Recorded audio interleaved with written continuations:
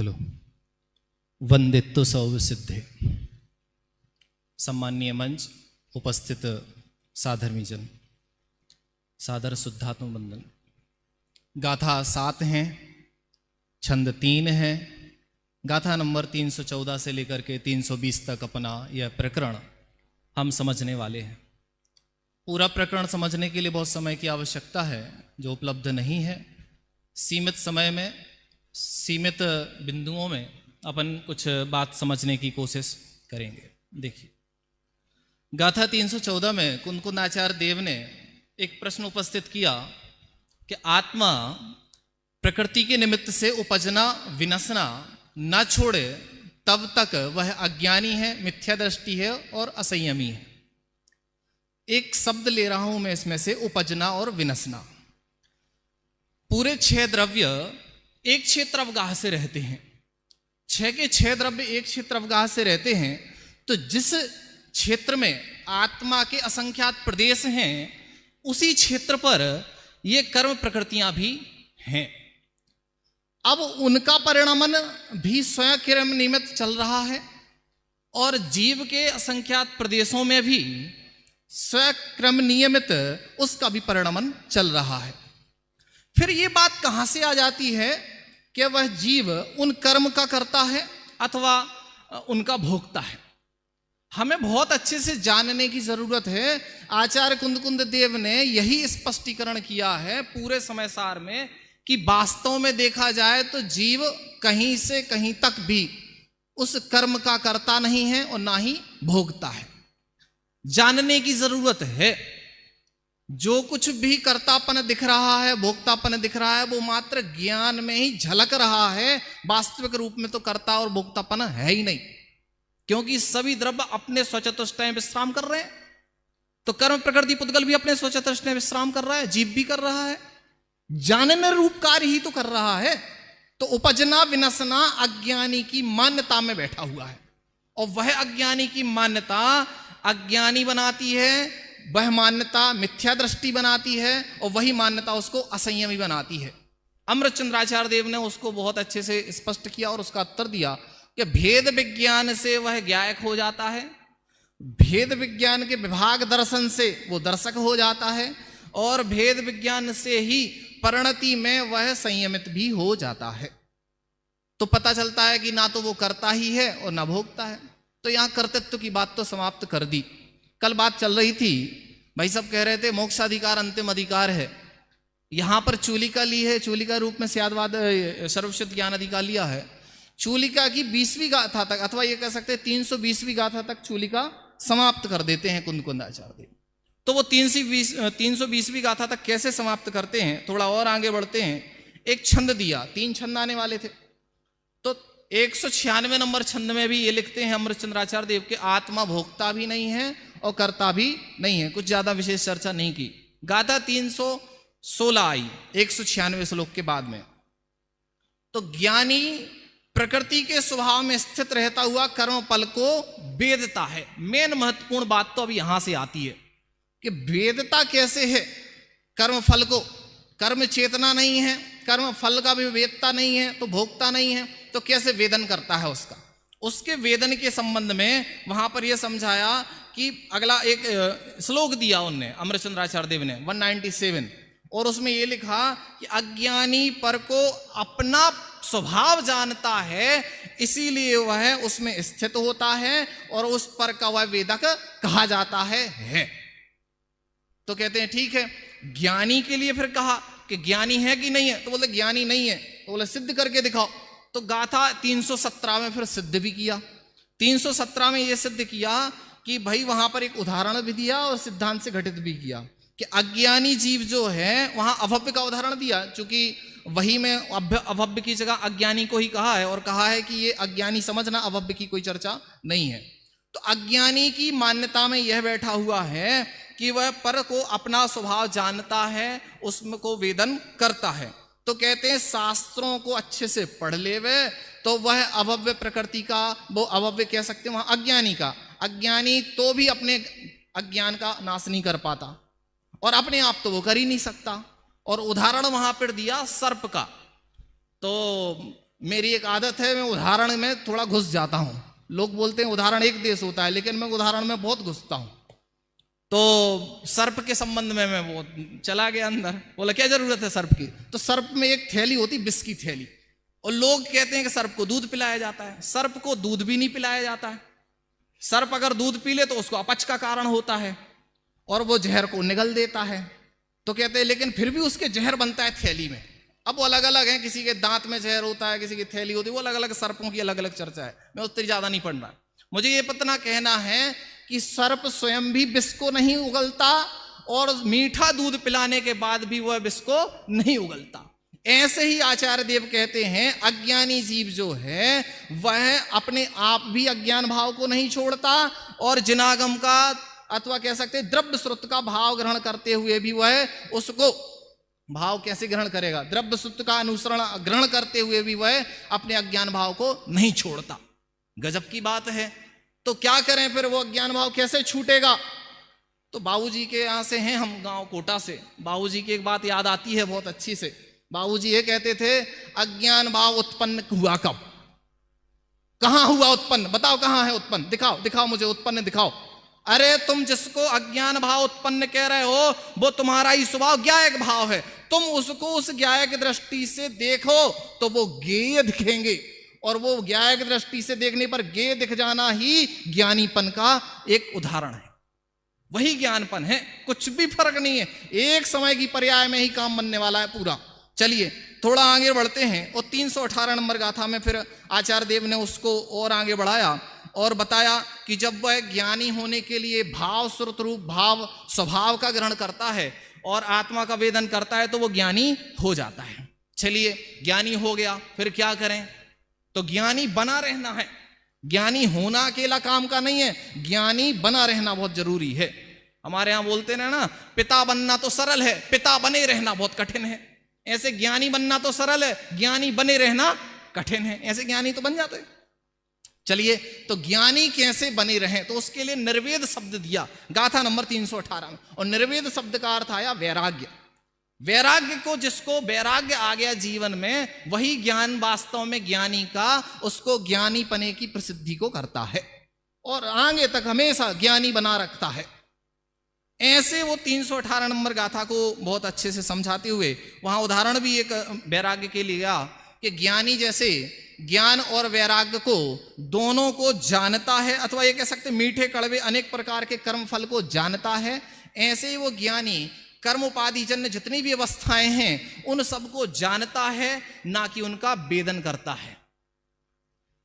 तो ऐसे जानने मात्र का कार्य है, वेदन करने का कुछ कार्य नहीं है। मैं एक उदाहरण दे देता हूं। किसी को बारात में नहीं जाना है, बारात में जाते हैं ना लोग, बारात में नहीं जाना है, लेकिन कुछ रिश्तेदार होते हैं जबरदस्ती ले गए, चलो तो वो चले गए। पहले तो मन नहीं था उसका जाने का, ऊपर से जबरदस्ती लेके गए उसको बारात में। अब जब नहीं है मन, जबरदस्ती लेके गए हैं, तो बारात में वो व्यक्ति करेगा क्या, मात्र बैठकर ज्ञाता दृष्टा ही तो रहेगा। ये ज्ञानी की स्थिति बन जा सकती है कि उसको जबरदस्ती संसार में रहना पड़ रहा है। वो जबरदस्ती रह रहा है संसार में, तो क्या करके रहेगा, ज्ञाता दृष्टापने से रहेगा, देखेगा, जानेगा, बस और कुछ काम है ही नहीं। ये है वैराग्य की शक्ति, ये है वास्तव में ज्ञान के लिए वो अपनी पूर्ण समर्पणता। आगे बढ़ते हैं। फिर एक प्रश्न उपस्थित होता है कलश 198 के पहले कि व्यवहार की बात कर रहे हो कि व्यवहार से आप भोक्ता कह रहे हो, निश्चय से तो भोक्ता नहीं है, वेदकपना नहीं है। तो जब कह रहे हैं, जब यहां पर ये सर्वशुद्ध ज्ञान अधिकार में शुद्धने की चर्चा है, या व्यवहार की बात क्यों कह रहे हो। तो बोले व्यवहार की बात कहना ही नहीं है ही नहीं व्यवहार की बात, शुद्धने की बात है। और कलश में आचार्य देव ने कहा कि ज्ञानी कर्म को ना तो करता है ना भोगता है, वह कर्म स्वभाव को मात्र जानता ही है, शुद्ध स्वभाव में निश्चल वह मुक्त ही है। ये वहां एक गाथा की अर्थ है पूरा। तो वो शुद्ध निश्चल स्वभाव में मुक्त ही है। मुक्त ही से एक उदाहरण दे देता हूं मैं। साधक दशा से थोड़ा ऊपर बढ़ते हैं, मुनि भगवंत की दशा। हमारे पास तो कुछ ऐसा है नहीं, थोड़ा सा हम अपने परिवार में कुछ प्रतिकूलता आती हैं तो एक परिवार वाला दूसरे से ये कहता है, एक सदस्य दूसरे से ये कहता है, अरे रे देखा नहीं जाती ये परिस्थितियां, ये देखी नहीं आती, और उसको सुधारने के प्रति कार्य करता है। एक चक्रवर्ती है, उसके पास बहुत राजपाट वैभव है। 5 मिनट पहले वो सब राजपाट वैभव को छोड़ करके नग्न मुनि दशा को अंगीकार कर चुका है। अभी 5 मिनट पहले वो गृहस्थी के परिणाम, उस चक्रवर्ती के सारे वैभव के परिणाम थे, जिसमें वो उनका कर्ता भोक्ता बना हुआ था। व्यवहार की दृष्टि से, निश्चय से तो वहां पे भी वो ज्ञायक था, लेकिन फिर भी लोगों को दिखता तो था ना करता हुआ पूरे राजपाट वैभव को। लेकिन 5 मिनट के बाद ही मुनि दीक्षा ले ली, और 5 मिनट के बाद में अब उसके सामने उसकी पत्नी, बहन, भाई, बंधु वर्ग सब खड़े हुए, पूरा सब समाज खड़ा हुआ है। अब उसकी दृष्टि क्या है?